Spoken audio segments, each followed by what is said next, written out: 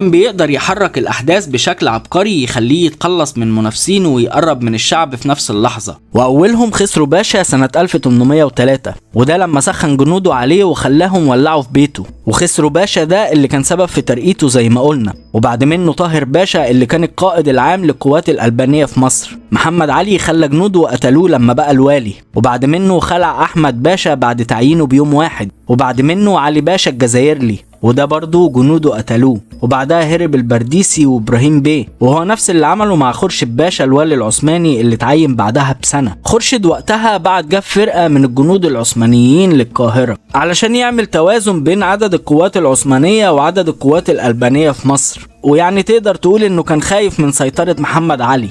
فمحمد علي طبعا ما يتوصاش وهيج الشعب عليه، لدرجة ان الشعب راح لعمر مكرم وطلبوا عزل خورشيد. فعمر مكرم قال لهم خلاص خلعناه. فمحمد علي سألهم طب انتوا عايزين مين؟ فالشعب قال له احنا عايزينك انت، لما التمسناه فيك من العدالة والتقوى. فمحمد علي قال لهم انا. محمد علي في الوقت ده ما كانش عايز حد يحس ان هو سبب في اي حاجة من اللي كانت بتحصل دي، وقعد يمثل شوية عشان يوهمهم انه ما كانش طمعان في الحكم. لكن في النهاية اتعين والي سنة 1805، ودي كانت اول مرة في تاريخ العثمانيين كله ان شعب هو اللي يختار الوالي بتاعه. لكن الشعب قبل ما يعينه قال له ان انت